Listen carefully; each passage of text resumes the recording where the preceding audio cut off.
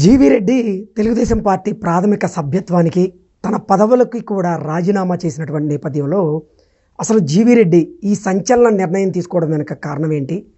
చంద్రబాబు గారితో జీవీ రెడ్డి భేటీ తరువాత అసలు ఏం జరిగింది అనేది పూర్తి స్థాయిలో మనం విశ్లేషణ చేసుకుందాం. ప్రస్తుతం మనతో పాటు ఉన్నారు ప్రముఖ రాజకీయ విశ్లేషకులు లింగమనేని శివరాం ప్రసాద్ గారు. సార్తో మాట్లాడదాం. సార్ నమస్తే. సార్ నమస్కారం. జీవీ రెడ్డి గారు తెలుగుదేశం పార్టీ ప్రాథమిక సభ్యత్వానికి అలాగే ఆయన పదవులకి కూడా రాజీనామా చేశారు. అందరికీ షాక్ ఇచ్చారు. ఏంటి సార్ అసలు జీవీ రెడ్డి గారు ఇటువంటి సంచలనమైనటువంటి నిర్ణయం తీసుకోవడం వెనక కారణం ఏంటి? చంద్రబాబు గారితో భేటీలో అసలు జీవీ రెడ్డి ఏం జరిగింది? జీవీ రెడ్డితో ముందుగా అసలు జీవీ రెడ్డి వ్యక్తిత్వం గురించి మాట్లాడదాం. సార్ అతను ఒక లాయరు, ట్యాక్స్ కన్సల్టెంటు, తర్వాత ఒక నిబద్ధత కలిగిన వ్యక్తి. అంతకుముందు కాంగ్రెస్ పార్టీలో కూడా స్పోక్స్ పర్సన్గా ఉన్నారు. తర్వాత టీడీపీలో తీసుకున్న తర్వాత ఆయన నాలెడ్జబుల్ పర్సన్, అవగాహన ఉంది సబ్జెక్ట్ మీద, ఏ సబ్జెక్ట్ అయినా సరే. దాని మీద నేషనల్ స్పోక్స్ పర్సన్గా ఇచ్చారు. అలాగే అతను కూడా ఆ పదవికి న్యాయం చేశాడు. ఎక్కడ వెనకాడకుండా పోరాటం చేశాడు. ఆనాటి వైఎస్ఆర్ కాంగ్రెస్ ప్రభుత్వం మీద కానీ, జగన్ అరాజకాల మీద కానీ రాజీ లేకుండా పోరాటం చేశాడు. అనేక ఒత్తిళ్లు ఎదుర్కొన్నాడు. బెదిరింపులు ఉన్నా సరే చదవలేదు. నిజాయితీగా పనిచేశాడు. దానికి మెచ్చుకుని ఇచ్చారు. అయితే ఏంటంటే ఇప్పుడు చాలామంది రాజకీయం అని అంటే ఒత్తిడి తట్టుకోవాలంటారు. ఒత్తిడి తట్టుకోవాలి, కానీ ఒకటి ఆత్మగౌరవం అనేది కూడా ఒకటి ఉంటుంది. ఇప్పుడు నాయకుడు ఎప్పుడు కూడా ఒక రాజు. అవును. రాజుకి దగ్గర ఉన్న సేనాధిపతులు బలంగా ఉంటేనే రాజు బలంగా ఉంటాడు, రాజ్యం సుభిక్షంగా ఉంటుంది. అవును. అంతేగాని మనమేదో ఎక్కడికక్కడ మనకున్న వారియర్స్ని వాళ్ళని వదిలేసుకుంటూ వెళ్ళిపోతుంటే ఆఖరికి ఏమవుతుంది? రాజు బలహీన పడిపోతారు. అటువంటి అవకాశం ఇవాళ మళ్ళా చంద్రబాబు నాయుడు గారు ఇస్తున్నట్టు కనపడుతుంది. ఓకే. 95లో సీఎం చూస్తారు మీరు మళ్ళా అని చెప్పి పదే పదే చెప్పారు. అవును. నిజంగానే ఆ రోజున ఆయన చేసిన వ్యవహారాలు కానీ, తీసుకున్న నిర్ణయాలు కానీ, అనేక నిర్ణయాలు కూడా చాలా ఫాస్ట్గా, ధైర్యంగా తీసుకున్నారు. దాని ఫలితాలు కూడా ప్రజలు దానికి ఫలితం ఇచ్చారు. 99లో మళ్ళీ గెలిపించారు. అయితే ఇక్కడ ఇవాళ మీరు ఎంతసేపు అధికారులనే దృష్టిలో పెట్టుకుని, అధికారులు అనేవాళ్ళు ప్రభుత్వాన్ని నడుపుతారు, పార్టీని నడపరు కదా. పార్టీ కార్యక్రమాలు కానీ, పార్టీకి సంబంధించిన వ్యవహారాలు కానీ పార్టీ నాయకులు అధికారుల ద్వారా చేయించాలి. అంటే ప్రభుత్వం పార్టీ పార్టీకి సంబంధించిన సిద్ధాంతాలని ప్రభుత్వంలో ఇంప్లిమెంట్ చేయడానికి అధికారులను వాడుకోవాలి. అవును.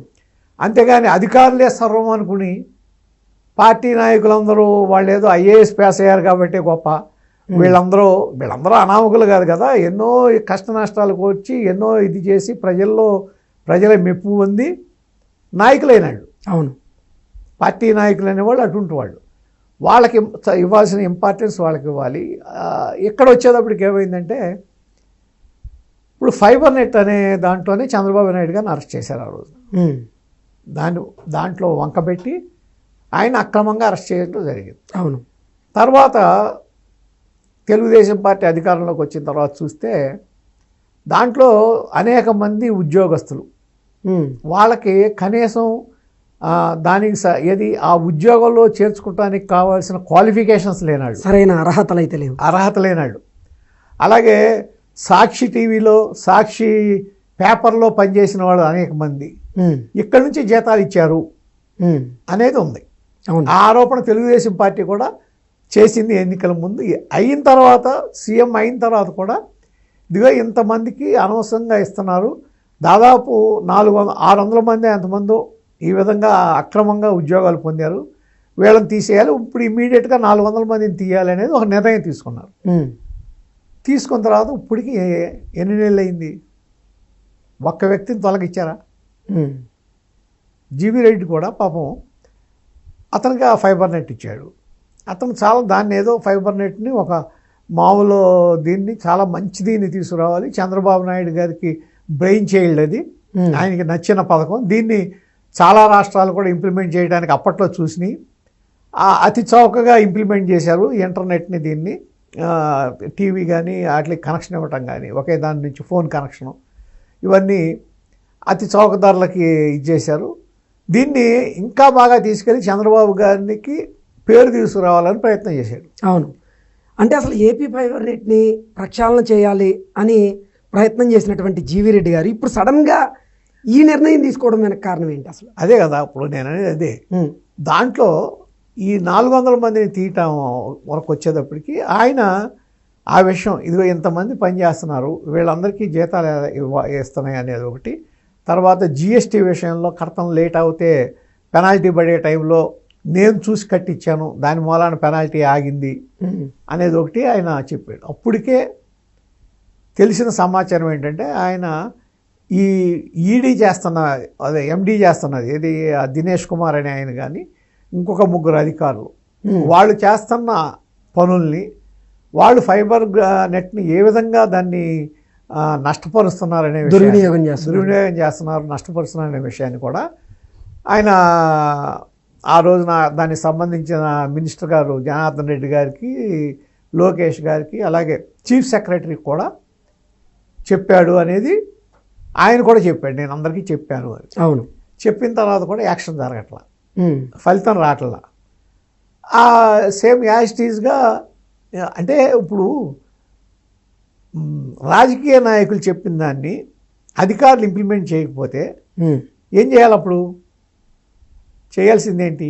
ఇమీడియట్గా చీఫ్ సెక్రటరీ కల్పించుకోవాలి. అవును, ఆడికి వచ్చేటప్పటికి వాళ్ళు రానప్పుడు ఏంటంటే, సరే ఇతనుకున్న కొంత మామూలు మీరు చెప్పినట్టు నార్మల్ రాజకీయ నాయకుడు ఏదో దక్క మొక్కలు తినేసి పదవి వస్తే చాలు, పదవి ఉంటే చాలు మనకి, దానికి ఆ ఫెసిలిటీస్, కారు, దానికి సంబంధించి ఇది సెక్రటరీలు ఉంటే చాలు అనుకున్నాడైతే సర్దేసుకుంటాడు. అవును, మనకు సంబంధం లేదని. కానీ ఇతనేంటి, దాన్ని ఫైబర్ నెట్ని బాగా పైకి తీసుకొచ్చి 1000 కోట్లు దానికి వర్త్ వచ్చేటట్టు చేసి చంద్రబాబు నాయుడు గారికి పేరు తీసుకురావాలనే తపంతో పనిచేశాడు. కాబట్టి ఆ దాంట్లో కొద్దిగా అతను వెక్స్ అయి ఉంటాడు.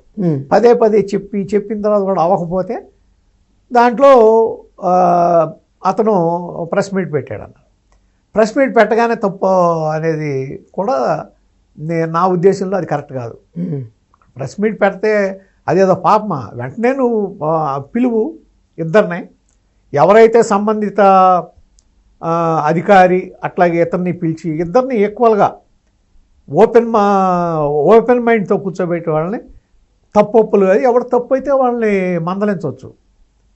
జీవీ రెడ్డి గారిని మందలించడంలో తప్పులేదు. చంద్రబాబు గారు పెద్ద ఆయన, సీనియరు, తనకు పదవి ఇచ్చినాడు, మా ఒక తండ్రి స్థానంలో ఉన్నాడు, మందలించడానికి ఆయన అర్హుడే. కానీ మందలించే విధానం సార్ అసలు ఏంటి? చంద్రబాబు గారితో జీవీ రెడ్డి భేటీ అయినటువంటి నేపథ్యంలో ఆ భేటీలో అసలు ఏం జరిగింది?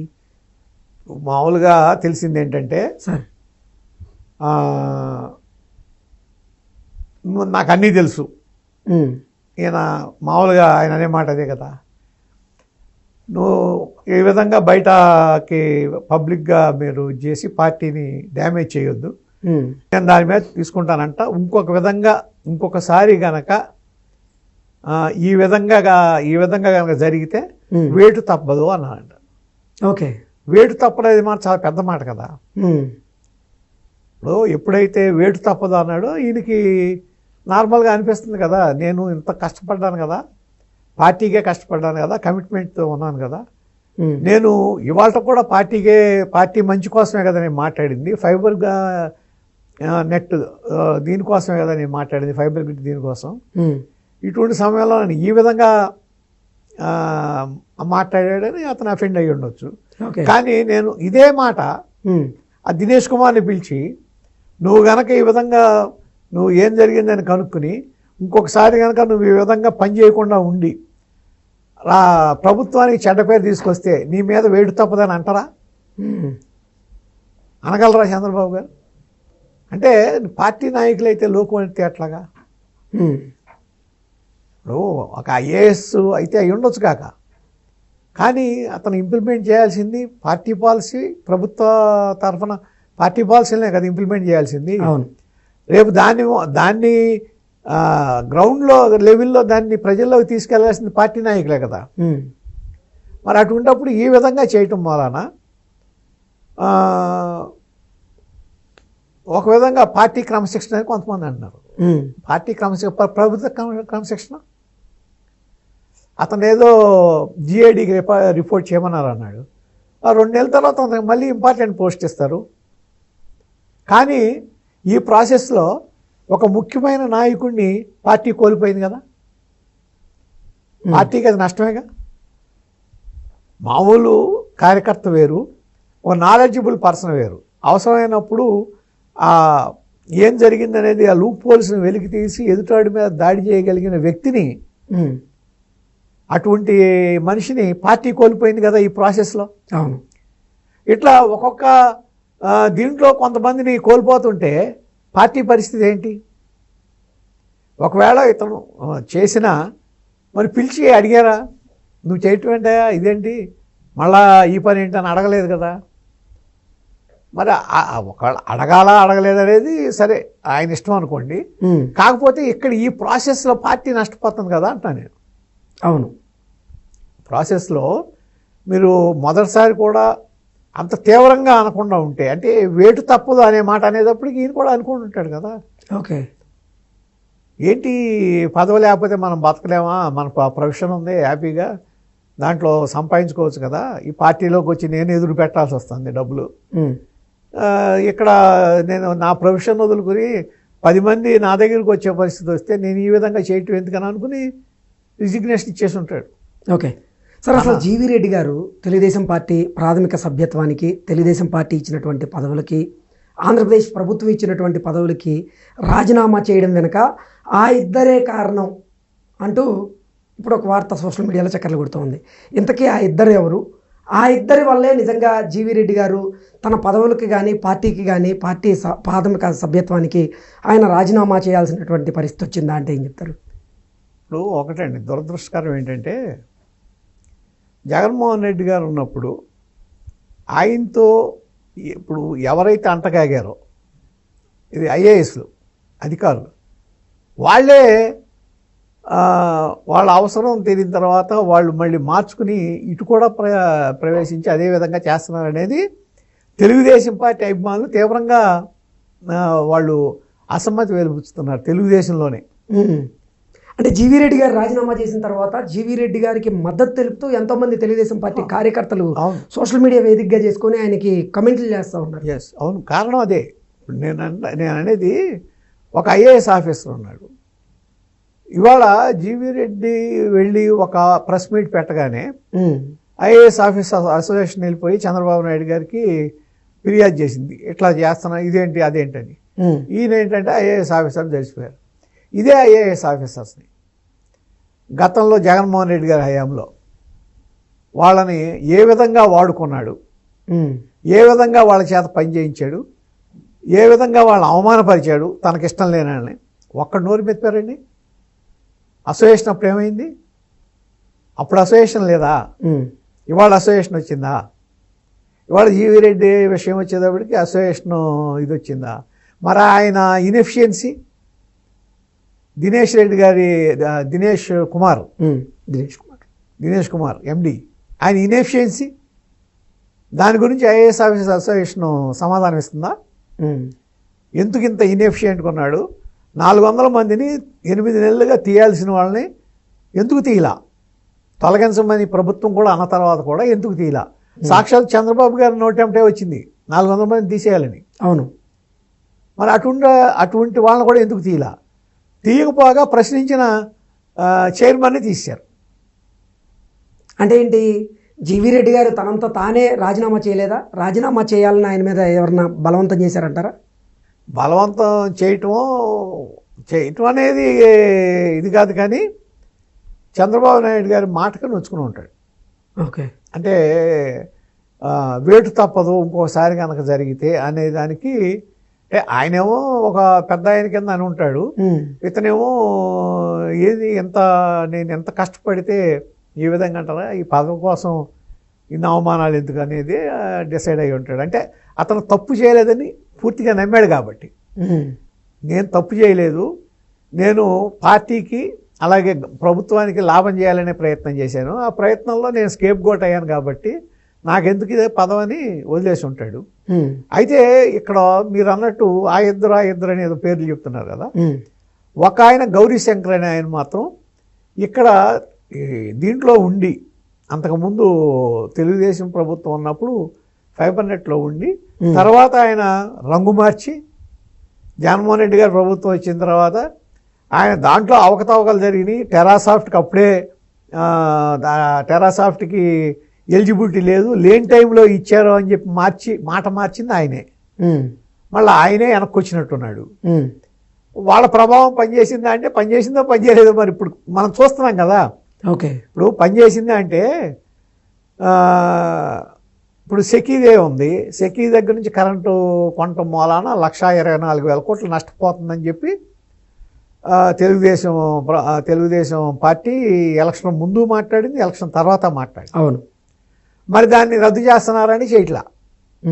రద్దు చేస్తే 2,400 కోట్లు 3,000 కోట్లు నష్టం అవుతున్నాడు. 1,20,000 కోట్ల పైన నష్టపోయే బదులు ప్రజలకు చెప్పి ఇదిగో ఇట్లా నష్టపోతున్నాం, క్యాన్సిల్ చేస్తున్నాం, ఈ 3,000 కోట్లు కడుతున్నామని కట్టేసి క్యాన్సిల్ చేసుకోవచ్చు కదా. ఓకే, ఆ నష్టం ఇదో 3,000 కోట్లు ఇంతే అని చెప్పి దాన్ని రద్దు చేయొచ్చు కదా. అంటే మీరు అన్నట్లుగా 1,20,000 కోట్ల రూపాయలు నష్టపోయే కంటే 3,000 కోట్ల రూపాయలు నష్టపోవడం అనేది మంచిది కదా. వ్యాపార లక్షణం అదే కదా. ప్రభుత్వం కూడా ఆ నష్టాన్ని తగ్గించుకున్నట్టు అవుతుంది కదా. అలాగే మీరు షిరిడి సాయి ఎలక్ట్రికల్స్ జగన్ బినామీ అని అన్నాం, జగన్ బినామీ కంపెనీ అన్నాం. ఇవాళ కూడా వాళ్ళే పనిచేస్తున్నారు. వాళ్ళకి సంబంధించిన వాళ్ళు ఎవరు చెబితే వాళ్ళు ఏది ఈ వాళ్ళ కాంట్రాక్ట్లు వస్తున్నాయి, వాళ్ళ బిల్లులు ఏపీఎస్పీడీసీఎల్లో కానీ లేకపోతే వీటిల్లో కానీ అంతా వాళ్ళదే హవా అనేది ఇవాళ కూడా ఉంది. ఎందుకు మారట్లా, ఎందుకు మార్చలేకపోతున్నాం? వాళ్ళ సహాయం చేస్తున్న అధికారులు ఎవరు అంటే ప్రభుత్వం తెలుగుదేశం పార్టీది, అధికారులేమో వైసీపీ అనుకూలరా. అట్లా ఎందుకు మీరు ఎవరు అనుకూలమైన వాళ్ళు ఎవరు కాదు, ఎవరిని ఉంచాలి ఎవరిని తీసేయాలి అనే దాని మీద కాన్సన్ట్రేషన్ ఎందుకు చేయలేకపోతుంది ప్రభుత్వం? అంటే ప్రభుత్వం కానీ ముఖ్యమంత్రి గారు కానీ దీని మీద ఎందుకు చర్యలు తీసుకోలేకపోతున్నారంటే అదే కదా నేను అంటుంది. ఇందాక నుంచి నేను చెప్తాను అదే. ఇక్కడ తేడా జరుగుతుంది అనుకున్నప్పుడు దాని మీద ఎందుకు యాక్షన్ తీసుకుంటలా, మీరు ఎందుకు రివ్యూ చేయట్లా? ఎవరో కమిట్మెంట్ ఉన్న అధికారులు, ఎవరు కమిట్మెంట్ లేనాళ్ళు, లేకపోతే ఎవరో కోవర్ట్లు అనేది కనిపెడతామే కదా మీ పని. అది కనిపెట్టి పని చేయించుకోవాలి కదా. ఇవాళ నేను అనుకుంటామైతే కోవర్ట్ల వల్లనే జీవీ రెడ్డి ఎస్కేప్ గోట్ అయ్యాడు. జీవీ రెడ్డిని విజయవంతంగా పార్టీ నుంచి బయటికి పంపించారు. జీవీ రెడ్డికి ఏమైనా నష్టమా? ఓ పదవి పోయిందేమో, వ్యక్తిగతంగా లాభపడతాడు కదా, కనీసం తన ప్రొఫెషన్ తను చేసుకుంటాడు కదా. కానీ పార్టీకి నష్టం కదా. పార్టీకి నష్టమే కాదు, మీకు ఒక ఇన్సిడెంట్ గుర్తు చేస్తా సార్. ఇదివరకు ఈ ట్రాన్స్పోర్ట్ కమిషనర్ సుబ్రహ్మణ్యం ఉన్నాడు. చంద్రబాబు గారు 2014 నుంచి 19 వరకు సీఎంగా ఉన్న టైంలో అక్కడ ఉన్న విజయవాడ ఎంపీకి వాళ్ళకి మధ్యలో ఒక డిఫరెన్స్ వచ్చింది.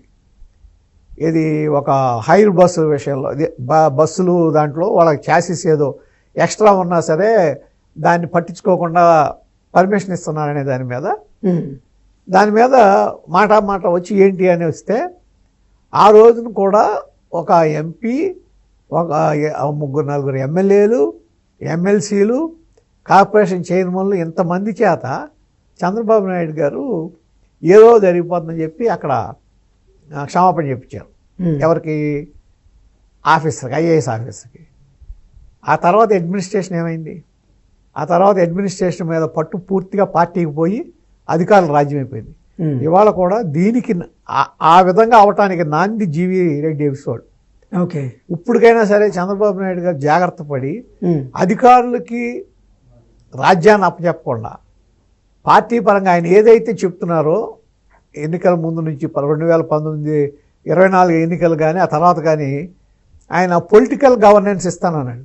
ఇప్పటికైనా సరే ఈ ఐఏఎస్ ఐపీఎస్ గవర్నెన్స్ కాకుండా పొలిటికల్ గవర్నెన్స్ ఇవ్వటానికి ట్రై చేస్తే పార్టీకి లాభం, ప్రజలకు లాభం, రాష్ట్రం సుభిక్షంగా ఉంటుంది. ఓకే సార్ ఆ ఇద్దరిలో ఒకరి పేరు చెప్పారు, ఇంకొకరి పేరు సార్. అది నాకు తెలీదు. ఓకే నాకు తెలిసిన పేరు చెప్పా. ఓకే సార్, ఏంటి ఇంతకీ పార్టీ ప్రాథమిక సభ్యత్వానికి రాజీనామా చేసినటువంటి జీవీ రెడ్డి గారిని సముదాయించేందుకు కొంతమంది తెలుగుదేశం పార్టీ నాయకులు కూడా ఆయన్ని కలిసి ఆయనతో మాట్లాడబోతున్నట్లుగా కొన్ని వార్తలు వస్తూ ఉన్నాయి. ఏం జరగబోతుంది సార్? అది అది ఎట్లా జరుగుతుంది? యాక్సెప్ట్ చేసేసారు కదా ఆ రాజీనామాని.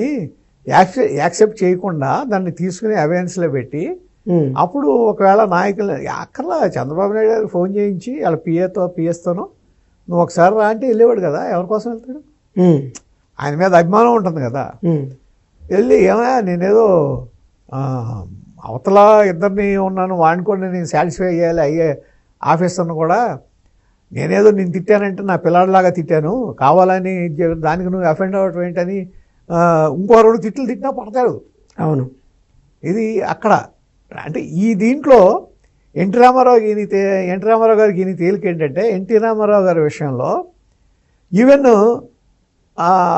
రాజకీయ నాయకుల ఇంట్లో వాళ్ళు కూడా వెళ్ళిపోయి వాళ్ళ బాధలు చెప్పుకునేవాళ్ళు ఆయనతో. ఆయన అంత బిజీగా ఉన్నా, అంత పెద్ద లీడర్ అయినా కానీ అంటే ఆత్మీయత డెవలప్ చేసుకున్నారు. అది ఈయన డెవలప్ చేసుకుంటా. సార్, తెలుగుదేశం పార్టీకి జాతీయ స్థాయిలో బలమైనటువంటి గొంతుకులా మారి కొన్ని అంశాల మీద ఆయన గొంతుకును వినిపిస్తున్నటువంటి జీవీ రెడ్డి గారిని ఇప్పుడు ఆయన రాజీనామాతో పార్టీ ఒక గొప్ప నాయకుడిని, ఒక గొంతుకిచ్చేటువంటి నాయకుడిని కోల్పోతూ ఉంది కదా. మరి ఎటువంటి ఆలోచన చేసేటువంటి అవకాశం ఉందంటారు? ఆలోచన అంటే అటువంటి నాయకుల్ని, అటువంటి బలమైనటువంటి గొంతుకుని వినిపించేటువంటి వారిని అంటే ఆ స్థానంలో ఇంకొకరిని తీసుకురావడమా, లేకపోతే ఎవరిని తీసుకొచ్చినా ఒకటే కదా. మీరు ఇంకొకరిని తీసుకురావచ్చు, చెప్పొచ్చు, కానీ ఉన్న నాయకుడు ఒక అతను పోయాడు కదా. అంటే పార్టీకి నష్టం కదా. పార్టీకి నష్టమే కాదు. మీరు ఆల్రెడీ ఉన్నతను కమిట్మెంట్తో పనిచేస్తున్న అతన్ని కోల్పోతే పార్టీకి నష్టమే కదా. అది ఇంకొకరిని తీసుకొచ్చినా సరే ఈ నష్టమే కదా. ఈయనకన్నా మంచివాడే రావచ్చు, ఈయనకన్నా గొప్పగా మాట్లాడేవాడు రావచ్చు, బట్ ఒక లాసే కదా. ఇప్పుడు చంద్రబాబు నాయుడు గారు మాట వెళ్తే ఏమంటారు? నేను ఒక్కళ్ళని కూడా వదులుకుంటానే సిద్ధంగా లేను, నాకు అందరూ కావాలన్నారు. ఇప్పుడు నీకు జరుగుతుంది ఏంటి? ఓకే, జరుగుతుంది. కొంతమంది ఏదో అంటున్నారు, ఏది ఎప్పుడు వచ్చాడు పార్టీలోకి అని. ఎప్పుడు రావటం ఏంది? ఎలక్షన్ ముందు చేరిన వాళ్ళకి కూడా పదవులు వచ్చినాయి కదా. ఇవాళ మంత్రి పదవులే వచ్చినాయి కదా. ఎలక్షన్ వరకు జగన్మోహన్ రెడ్డితో పాటు ఉండి ఎలక్షన్కి ఒక 4 రోజుల ముందో 15 రోజుల ముందో పార్టీలో చేరిన మంత్రి పదవులు వాళ్ళు అంతకుముందు నుంచి ఏది సంవత్సరాల తరబడి, దశాబ్దాల తరబడి తెలుగుదేశం పార్టీలో అంటకాగుతున్న ఎమ్మెల్యేలకు పదవులు రాకుండా వాళ్ళకు వచ్చినాయి కదా మంత్రి పదవులు. సహజం అటువంటి. అంటే అందుకనే నేనేది ఏంటంటే కోల్పోవటం అనేది పార్టీకి నష్టమే, దాంట్లో ఏ అనుమానం లేదు. ఓకే, అంటే సంయమనం పాటించాలా అంటే ఇక్కడ వచ్చేటప్పటికి సంయమనం, ఆత్మగౌరవం దగ్గరికి వచ్చేటప్పటికి ఆ మాటకి రియాక్ట్ అయి ఉంటాడు. ఇక ఆ నాయకుడికి నా మీద విశ్వాసం లేనప్పుడు నేను ఎందుకు ఉండాలో అనుకుని ఉంటాడేమో. ఓకే, ఇంకా రాజకీయాలకు గుడ్ బై చెప్పేసినట్టేనా? ఇప్పుడు ప్రస్తుతానికి గుడ్ బై చెప్పాను అంటున్నాడు. రేపు అటువంటి వాడిని అన్ని పార్టీలు కోరుకుంటాయి. రేపు ఎవరన్నా అడగొచ్చు. మనం ఎందుకు దాని ఆయన యొక్క పర్సనల్ దీని మీద, ఆయన పర్సనల్ ఇంట్రెస్ట్ మీద ఏం డెసిషన్ తీసుకుంటాడు. కాకపోతే మంచి వ్యక్తిని, ఒక సమర్థుడైన వ్యక్తిని, ఒక కమిట్మెంట్ ఉన్న నాయకుడిని మాత్రం పార్టీ కోల్పోయింది. ఓకే సార్, ఆంధ్రప్రదేశ్లో అసెంబ్లీ సమావేశాలు జరుగుతూ ఉన్నాయి. నిన్న వైసీపీ అధినేత జగన్మోహన్ రెడ్డి అసెంబ్లీ సమావేశాలకు హాజరయ్యారు. 2 నిమిషాలు సభలో ఉన్నారు, వెళ్ళిపోయారు. ఆయన కనుక అసెంబ్లీ సమావేశాలకు హాజరు కాకపోతే ఆయన సభ్యత్వం మీద అంటే అనర్హత వేటు పడేటువంటి అవకాశం ఉంది అంటూ రఘురామకృష్ణరాజు గారు డిప్యూటీ స్పీకర్ ఆయన చెప్తూ ఉన్నారు. ఏంటి సార్, ఏం జరిగేటువంటి అవకాశం ఉంది? నిజంగా పులివెందులకి మళ్ళీ అటెండ్ అయ్యాడు ఆయన. సరే 11 నిమిషాలు ఉన్నాడు, వెళ్ళిపోయాడు ఆయన. ఇది వాళ్ళ మొత్తం అందరినీ తీసుకుని మళ్ళీ రామని చెప్పాడు. కాకపోతే ఇవాళ వచ్చింది చూసి ఏంటంటే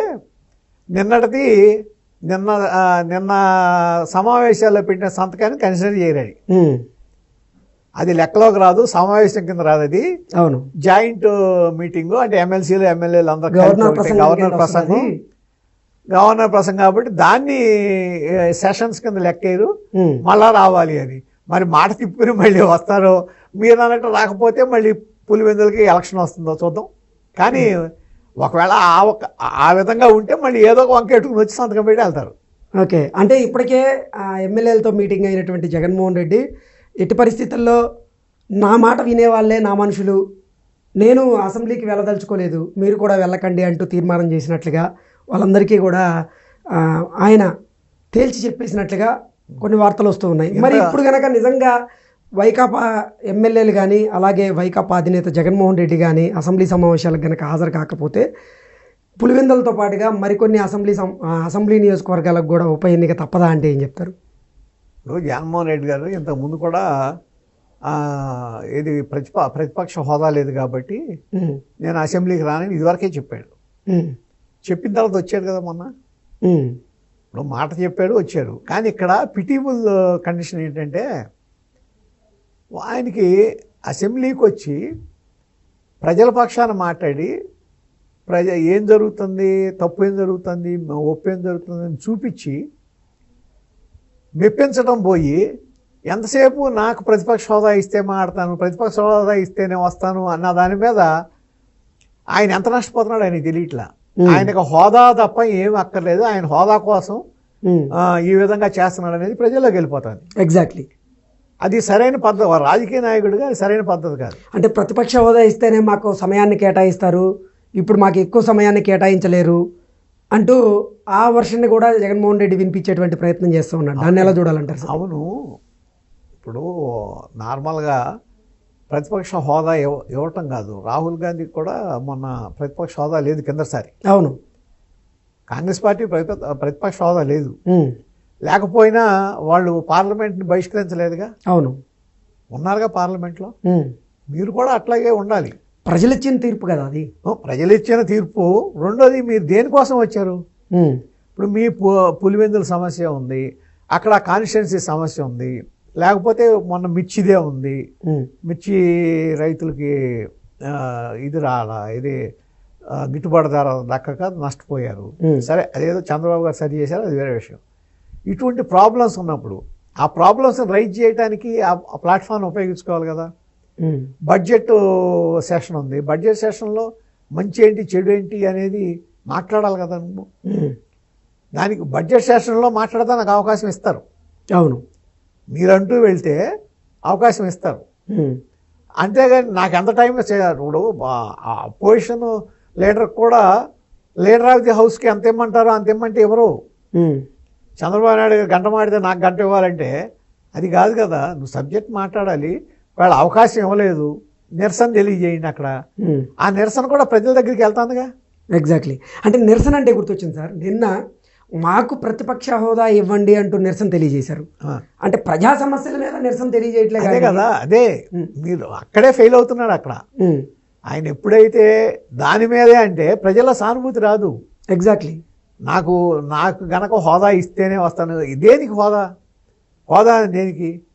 పిఏల కోసం, ఇది ప్రోటోకాల్ కోసం, అంతే కదా.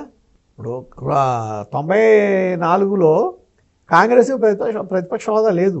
అవును, 26 సీట్లే వచ్చినాయి. ప్రతిపక్ష హోదా లేదు ఆ రోజున. లేనప్పుడు వాళ్ళు ఎట్లాగా మేము రామని చెప్పి బహిష్కరించలేదే పార్టీ ఇది అసెంబ్లీని. పోనీ మీరు రాలేదు, మీరు వచ్చి వెళ్ళిపోండి. మిగిలిన వాళ్ళన్నా ఎవరో ఒకళ్ళకి ఆ అవకాశం ఇవ్వాలి కదా, అడిగే అవకాశం ఇవ్వాలిగా. ఎగ్జాక్ట్. అట్లా ఇవ్వకపోవటం వలన మళ్ళీ పైగా దానికి కారణం ఏంటి? నాకు హోదా ఇవ్వలేదు, నాకు ప్రతిపక్ష హోదా ఇవ్వలేదని దాని మూలన ఈయన ప్రజల్లో పలసన అవుతున్నాడు. అది గుర్తించి ఇప్పటికైనా అసెంబ్లీకి వస్తే మంచిది. అంటే జగన్మోహన్ రెడ్డి వస్తేనే వైకాపా ఎమ్మెల్యేలు అందరూ కూడా అసెంబ్లీకి వస్తున్నారు, లేదంటే అసలు లేదు. ఇప్పుడు మరి పరిస్థితి ఏంటి? ఏమవుతుంది? వన్ వే అయిపోతుంది. వాళ్ళ ఇష్టం. వీళ్ళు ఎలాగపోతే ప్రభుత్వమే మాట్లాడుకుంటుంది వాళ్ళలోనే. అంటే వీళ్ళ మీద అనర్హత వేటపడేటువంటి అవకాశం ఉండదంటారా? ఈ 11 స్థానాల్లో మళ్ళీ ఉప ఎన్నిక వచ్చేటువంటి అవకాశం ఉండదంటారా? అటువంటిది ఏం పెట్టుకోమాకండి. అంత ఇదేం ఉండదు. మాట మీద అంత ఏం నిలబడ్డావు జగన్మోహన్ రెడ్డి గారు. ఇది నేను మాట ఇచ్చాను కాబట్టి నా మాటే వేదవాకు, మాట తప్పను మడమ తిప్పను అవన్నీ మాటకేలండి. అవన్నీ మాటలకే ఉంటాయి. కానీ ఇప్పుడు మాట తిప్పను మడం తిప్పను అన్నప్పుడు సంపూర్ణ మద్య నిషేధం ఇస్తానని చెప్పి వెనక్కి తిప్పేశాడు కదా. సిపిఎస్ రద్దు, నేను రాగానే వారంలో సిపిఎస్ రద్దు చేస్తానని చెప్పి నాకు లెక్కలు తెలియదని చెప్పాడు కదా. అవును, అవన్నీ మడం తిప్పుడేగా అవన్నీ. సో దానికి ఆ మాటకి ఇదేం లేదు, కానీ ఖచ్చితంగా అసెంబ్లీకి వస్తారు. ఇది ఒకవేళ నిన్నటిది కనుక కౌంట్ అవ్వకపోతే ఈ సెషన్లో అసెంబ్లీకి వస్తారు. అంటే తూతు మంత్రంగా అసెంబ్లీ సెషన్స్కి వచ్చి సంతకం పెట్టి 5 నిమిషాలు కూర్చొని వెళ్ళిపోతారు. నిన్నటికి మళ్ళీ కాగితాలు దించేసి వెళ్ళిపోతారు. అంత పెద్ద ఇదేం కాదు కదా. అంతేగాని మీకు ఉపయోగానికి వచ్చే అవకాశం మాత్రం ఇవ్వరు. Okay sir, thank you so much అండి.